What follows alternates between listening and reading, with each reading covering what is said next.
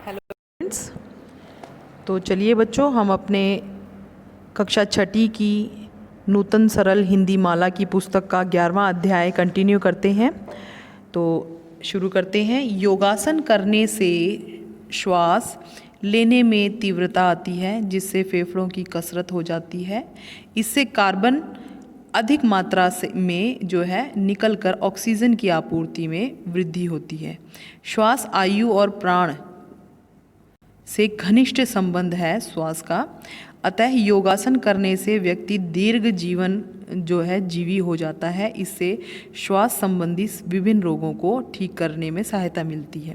देखिए, योगासन से क्या होता है कि हमारे शरीर की अत्यधिक मात्रा में जो ऑक्सीजन कार्बन डाइऑक्साइड होती है, ये बाहर चली जाती है। बार बार सांस लेने से जो है शरीर के अंदर ऑक्सीजन की पूर्ति हो जाती है, और इससे हमारे जो है श्वास संबंधी जो भी रोग होते हैं वो दूर हो जाते हैं। और योगासन करने वाला व्यक्ति दीर्घजीवी यानी कि लंबा जीवन जीता है, और सभी प्रकार के जो रोग हैं उसके ठीक हो जाते हैं।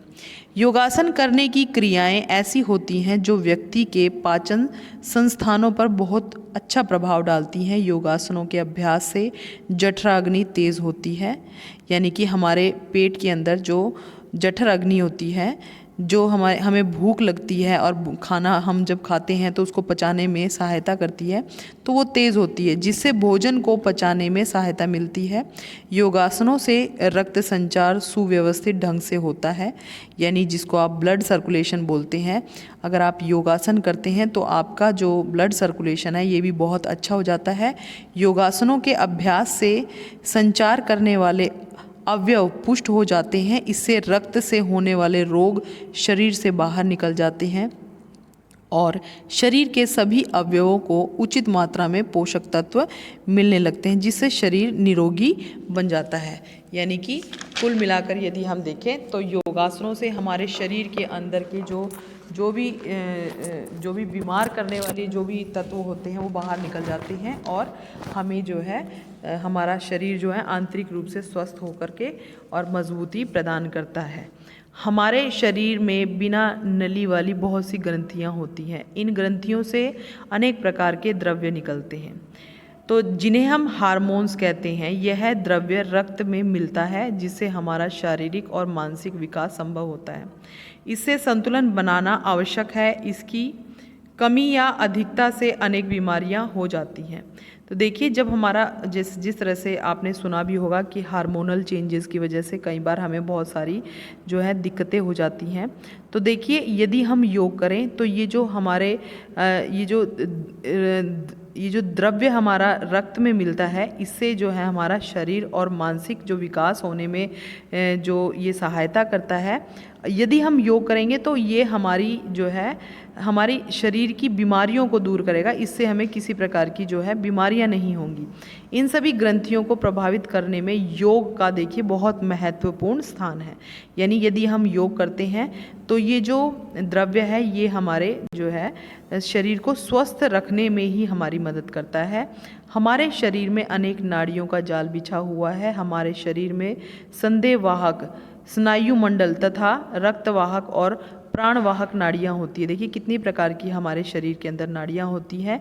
ये हमारी चेतना, बुद्धि और प्रतिभा स्नायुओं के स्वास्थ्य पर आधारित होती हैं। यानी कि यदि हमारा शरीर बिल्कुल स्वस्थ होगा तो हमारी जो चेतना है, हमारी बुद्धि है, हमारे अंदर जो प्रतिभा है तो ये सभी जो है हमारे शारीरिक स्वास्थ्य पर निर्भर होती है। योगासन तथा प्राणायाम करने से हमारे शरीर के सभी अंगों पर प्रभाव पड़ता है, जिससे वह सबल और स्वस्थ हो जाता है तथा बुद्धि का विकास और स्मरण शक्ति में वृद्धि हो जाती है।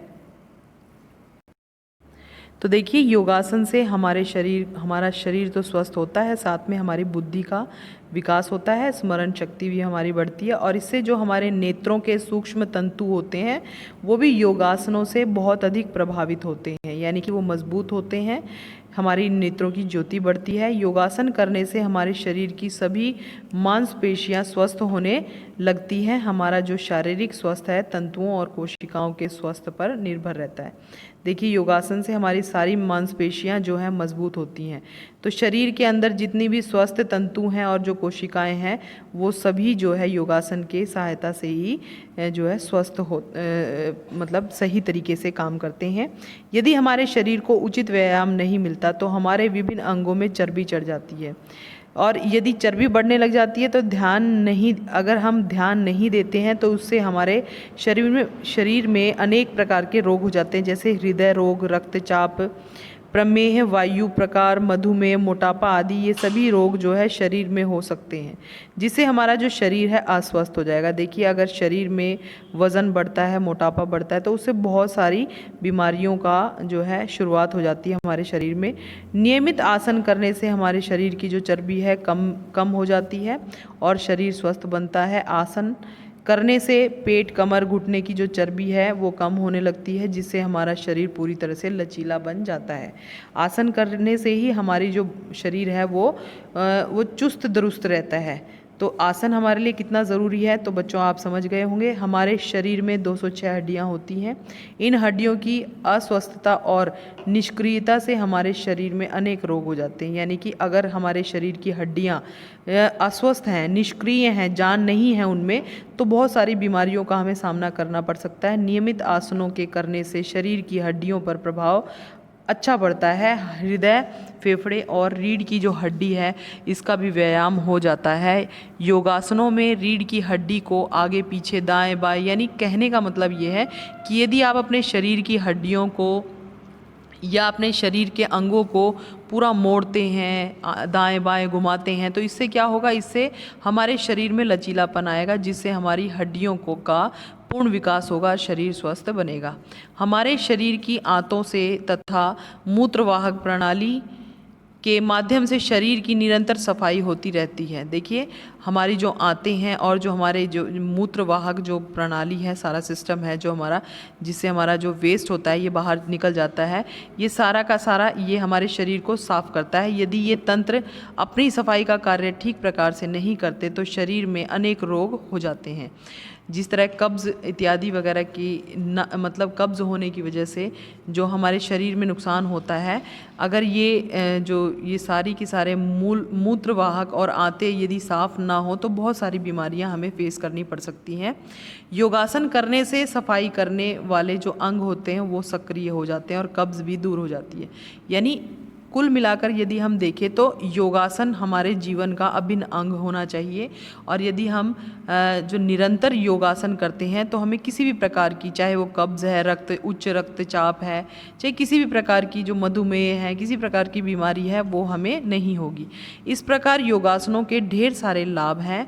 इससे हमारे जो ऋषि मुनियों ने भी बहुत पहले समझ लिया था। आज योग को पूरी दुनिया में मान्यता मिल चुकी है। प्रति वर्ष जो है, हर एक वर्ष 21 जून को दुनिया भर के जो लोग हैं अंतर्राष्ट्रीय योग दिवस के रूप में मनाते हैं। तो देखिए, आपकी जो जीके है, एक सवाल आपका जो है ये आपको और नया जो प्रश्न है आपको पता लगा है, ये इससे आपकी जीके भी बढ़ गई है। देखिए, प्रति वर्ष अगर आपसे क्वेश्चन किया जाए, अगर प्रश्न पूछते हैं कोई कि योग दिवस, अंतर्राष्ट्रीय योग दिवस कब मनाया जाता है, तो आप बता सकते हैं कि 21 जून को पूरे विश्व में जो है वो अंतर्राष्ट्रीय योग दिवस के रूप में मनाया जाता है। संयुक्त राष्ट्र संघ की महासभा ने एक प्रस्ताव पारित करके सन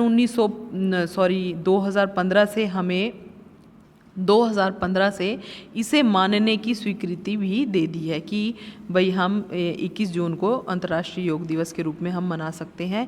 यह भारत का योग विज्ञान की महत्ता और सफलता का प्रमाण है कि देखिए, भारतीय जो प्रारंभ से ही जो भारत के महान ऋषि मुनि हुए हैं, जिन्होंने योग विद्या के माध्यम से अपने शरीर को स्वस्थ बनाया, समाज को जागरूक किया है, सारी दुनिया को बताया है योग के महत्व को। तो देखिए, इसकी महत्व और सफलता को मतलब हम जान चुके हैं और इससे हम अपना शरीर भी स्वस्थ कर सकते हैं।